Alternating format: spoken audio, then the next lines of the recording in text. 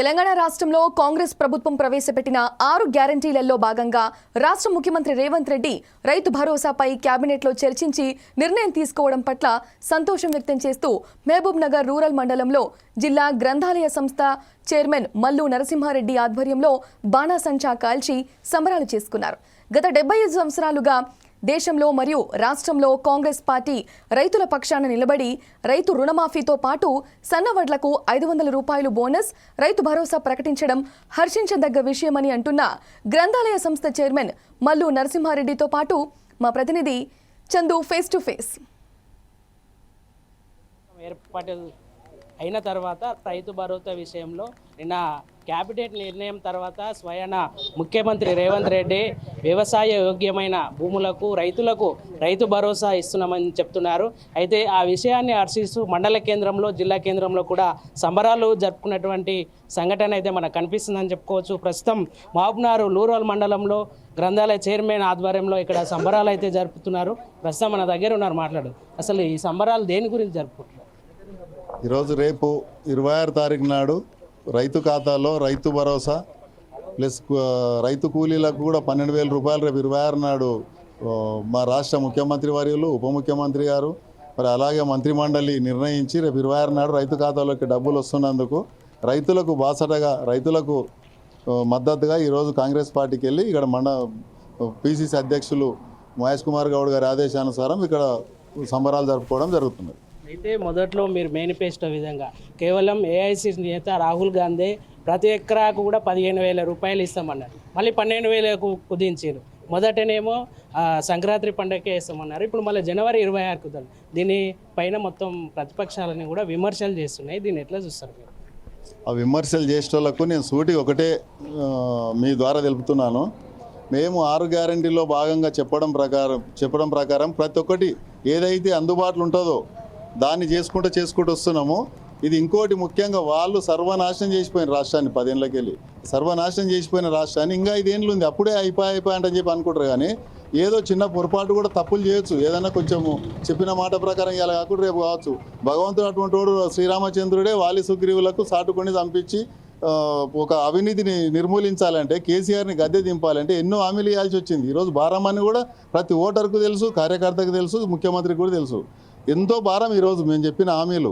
కాకపోతే ఖచ్చితంగా నెరవేరుస్తాం. దాంట్లో భాగంగానే రాష్ట్ర అభివృద్ధిలో భాగంగానే మేము కూడా మీరు చూస్తున్నారు కదా, మా ఎమ్మెల్యే గారు ఒక నిర్ణయం తీసుకున్నారు విద్యాభివృద్ధి కొరకు. దానికి మేమందరం కూడా స్వచ్ఛందంగా కార్యకర్తలు కూడా చందలు ఇవ్వడానికి కూడా రెడీ అయినాం. దాంట్లో భాగంగా నేను 50,000 కూడా ఇవ్వడం జరిగింది. నా 50,000 ఇచ్చే కెపాసిటీ లేకుండా గవర్నమెంట్కి సపోర్ట్గా మేము అందరం ఉంటాము. మేము ఇచ్చిన మాట నిలబెట్టుకుంటాము. రేపు రైతు భరోసా కూడా 15,000 బదులు 12,000 అనేది కాదు, 15,000 చేస్తాము. ఇంకా రైతుకి ఏం లోటు ఉన్నా కూడా దాన్ని చక్కదిద్దడానికే మంచి మంత్రిమండలి ఉంది మాకు. ఒక ముఖ్యమంత్రి మంచిగా ఉన్నారు, అనుభవం ఉన్న బట్టి విక్రమార్క గారు ఉన్నారు. మాకు ఏఐసిసికి వెళ్ళి మంచి అండదండలు ఉన్నాయి. ఒక డైనమిక్ ముఖ్యమంత్రి ఉన్నంత వరకు మాకు ఎలాంటి ఇబ్బంది లేదు. మాకు కూడా మంచి ఎమ్మెల్యే గారు ఉన్నారు. ఇక్కడ మంచి సజెషన్స్ ఇస్తాడు గవర్నమెంట్ కానీ, మాకు కానీ, ప్రజలకు, మా కార్యకర్తలని ఎనీ టైం అలర్ట్ చేస్తుంటాడు. దీంట్లో ఎలాంటి డోకా లేదు. కొన్ని పొరపాట్లు ఈ రోజు అని చెప్పినా రేపు కూడా జరగవచ్చు. దీనికి ఏమి పెద్దగా ఆలోచన చేయాల్సిన అవసరం లేదు. వాళ్ళు చిన్న ఇష్యూని తీసుకొని 1 ఇయర్ కూడా కలదు అయిపోయాయని చెప్పి నెలకెళ్ళి స్టార్ట్ చేసినారు వాళ్ళు. మాకు ఇంకా 5 ఏళ్ళు టైం ఉంది, ఇంతకన్నా అద్భుతంగా చేసి చూపిస్తాం. సో మొత్తానికి ఇప్పుడు మళ్ళీ రైతు బంధు గురించి, రైతు భరోసా గురించి ఇప్పుడు రైతులు ఏమైనా అప్లికేషన్ పెట్టుకోవాల్సి వస్తుందా?